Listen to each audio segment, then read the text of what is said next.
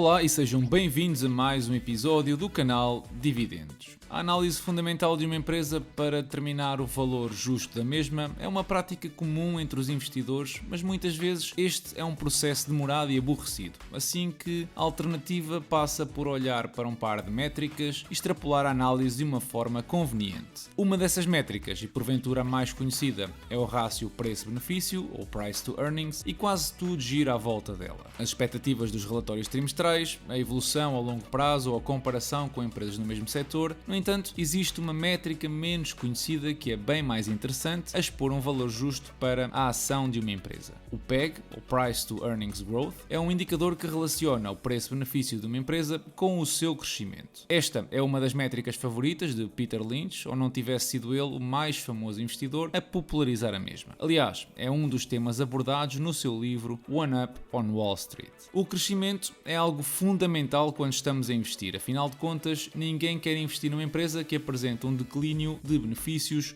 todos os anos. O cálculo desta métrica é muito simples e basta dividir o preço-benefício pelo crescimento esperado dos benefícios da empresa. Imagina duas empresas diferentes. A empresa 1, em que a ação vale $25 e a empresa apresenta benefícios por ação de $1,50. E a empresa 2, em que a ação vale $100 e a empresa apresenta benefícios por ação de $5. Em teoria, o facto da empresa 1 apresentar um rácio preço-benefício mais baixo não significa que seja um melhor negócio ou uma melhor oportunidade. Se adicionar informação como o crescimento dos benefícios da empresa a cada uma delas, podemos ver que o PEG é superior na empresa 1. Isto significa que, com tudo o resto constante, estarias a pagar mais pelo crescimento da primeira empresa do que se comprasses ações da segunda. A métrica em si, segundo o Peter Lynch, diz-nos que quando o resultado é 1, a ação está a um valor justo, abaixo de 1 significa que o mercado está a subestimar o crescimento da empresa e por isso é considerada uma boa oportunidade. Acima de 1 é precisamente o oposto, o mercado está a sobreavaliar o crescimento dos benefícios e o preço a pagar por uma ação está acima daquilo que seria o ideal. No entanto, esta métrica, como já vamos perceber, não pode ser usada singularmente para determinar a avaliação porque apresenta alguns problemas. Vejamos alguns exemplos em concreto. Comecemos pela Nike. O valor do preço-benefício é fácil de encontrar em páginas como o Seeking Alpha, o Yahoo Finance ou a Stock Row.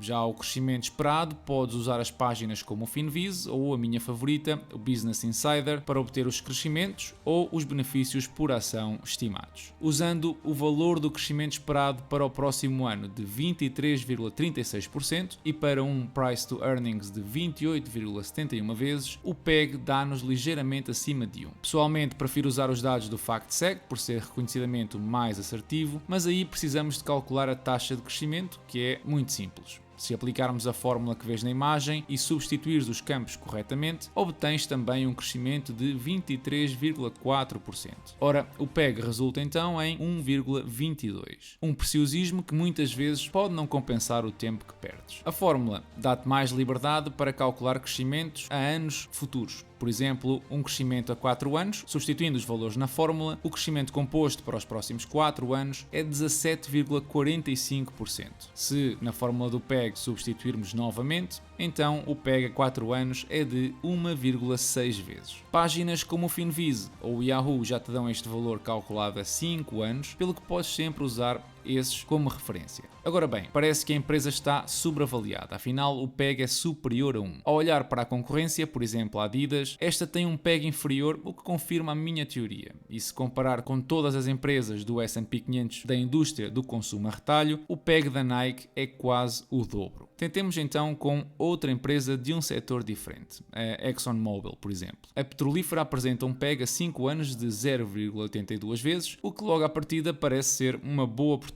A concorrência Chevron, por exemplo, também está abaixo de 1. Estranho, certo? O problema das empresas no setor da energia é a ciclicalidade e como o preço da matéria-prima associada é algo volátil, os investidores não se sentem confortáveis em pagar um múltiplo elevado pelos benefícios das empresas. A média das empresas de energia do S&P 500 é de 0,5, assim que, comparado ao setor, as duas empresas que vimos até estão ligeiramente acima do mesmo. Por isso é que é necessário ter muito cuidado com estes e outros indicadores, porque quando analisados por si só, podem ser enganadores. Além disso, lembra-te que quando compras a empresa estás a pagar pela performance futura e não pelo seu passado. Por isso é que este indicador deve ser orientado ao crescimento futuro. Mas, como é lógico, é difícil determinar o crescimento anual nos próximos 5 anos. E o pior é que o crescimento dos benefícios por ação pode ser afetado pela recompra de ações, o que se traduz num crescimento artificial da métrica e não ajuda nada na fiabilidade das tuas previsões. Para teres uma ideia, o PEG do índice S&P 500 é de 1,1 vezes atualmente, ligeiramente abaixo da média dos últimos 30 anos. Bom, já vimos vários exemplos, mas ainda falta o mais importante. Voltemos ao cenário das duas empresas com preços e benefícios diferentes e taxas de crescimento diferentes de 10% e 20%. Ora, azar dos azares, o PEG é igual em ambas. Qual é a tua opinião? Achas que são equivalentes? Qual delas seria a melhor oportunidade? Deixa-me saber na caixa de comentários. Se estás interessado em conhecer mais sobre o Peter Lynch, eu vou deixar um link na descrição para o livro One Up Wall Street, onde ele explica o que acabámos de ver e ainda uma personalização do método ao ajustar o crescimento aos dividendos. Basicamente, ele calcula o PEG ajustado, dividindo o preço-benefício pela soma do crescimento esperado mais a rentabilidade do dividendo. E até faz sentido, uma vez que a parte dos benefícios distribuídos aos acionistas limitam o crescimento da empresa e este ajuste é particularmente importante em empresas muito estáveis com já baixas taxas de crescimento. Esta semana foi tornado público o relatório da Comissão Europeia sobre Portugal e sobre o programa de recuperação e ajuda económica que vamos receber. Muito provavelmente já sabes que Portugal vai receber 16 mil milhões de euros, onde 14 são a fundo perdido. Para isso, o nosso governo tem de mostrar avanço em alguns indicadores e reformas e o mesmo tem de ser reconhecido pela Comissão Europeia. Este mês de maio recebemos já 1.000 milhões de euros para dar início a este programa. O dinheiro vai ser distribuído pelos 6 componentes que vêm na imagem, onde a transição para as energias renováveis é o que mais dinheiro vai necessitar. Todos estamos de acordo que é uma necessidade do país e do mundo a transição para as chamadas energias verdes, reduzindo progressivamente a dependência dos combustíveis fósseis. Os pilares do crescimento sustentável e da coesão social e territorial são os que se seguem na distribuição de recursos. Já o setor da saúde, por exemplo, vai receber menos de metade de qualquer um dos anteriores. Assim que esta distribuição seguramente deve ser consistente com os objetivos de desenvolvimento para o país, certo? Errado. No quadrante inferior direito estão todos os objetivos da União Europeia para Portugal, em que estamos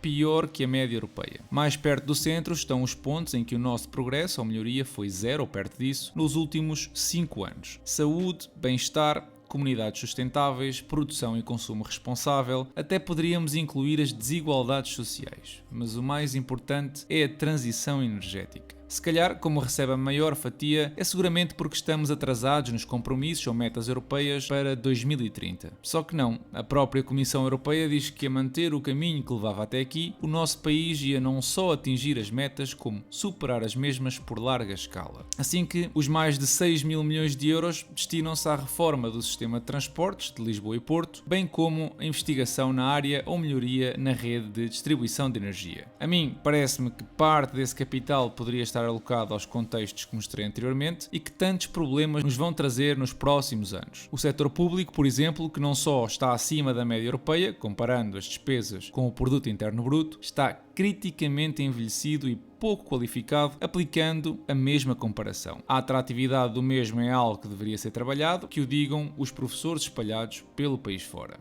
A própria Comissão Europeia diz que espera um conjunto de novas leis para reorganizar a mesma, veremos o que sairá daí. O que é certo é que nem tudo é mau. O programa também prevê ajuda para a habitação social, que, com a especulação imobiliária atual, começa a ser um problema para mais e mais pessoas. Assim que cá estarei no final de 2023 para dar seguimento a este tema. Noutro registro, a proposta de Orçamento de Estado para tributar criptomoedas, apresentada pelo LIVRE, foi rejeitada, pelo que ainda não vai ser no próximo ano que vais ter de declarar os teus ganhos. Numa nota também positiva, o Royal Bank do Canadá, a Unum e a Ralph Lauren subiram todos o dividendo esta semana. Os índices fecharam finalmente uma semana positiva depois de 7 semanas sempre a cair. Pessoalmente acredito que esta subida não vai durar muito, pode eventualmente atingir os 4.200 pontos, mas continuará a descer até a região próxima dos 3.900 pontos, até porque, se repararem, são movimentos com pouco volume. O gráfico semanal confirma que a tendência continua a ser negativa, positiva por agora, pelo que o prognóstico para as próximas semanas não é muito animador. Nas criptomoedas, o Bitcoin continua a aguentar a zona dos 30 mil dólares, já leva mesmo 9 semanas consecutivas com perdas e a perder esta zona de suporte pode muito bem chegar aos 20 mil dólares sem grandes problemas. A zona dos 28 mil dólares tem um grande volume de compradores, pelo que não vai ser fácil passar por aí. Eventualmente, se acontecer, tenho uma ordem de compra nos 23 mil dólares. O portfólio fechou a semana nos 32% e recebi em dividendos perto de 60 dólares este mês. Já no que respeita a compras, reforcei a minha exposição à Gap com mais 9 ações, 6 delas compradas na Interactive Brokers. Eu decidi abrir uma conta nesta corretora para experimentar, assim que dentro de pouco tempo espero também fazer um episódio de revisão da mesma. E é tudo por hoje. Deixem o vosso like, subscrevam o canal, partilhem a vossa opinião na caixa de comentários, ajudando assim o canal a melhorar o conteúdo todas as semanas. Sigam-me no Instagram, onde subo informação de forma mais regular. Eu desejo-vos a todos uma excelente semana e bons investimentos.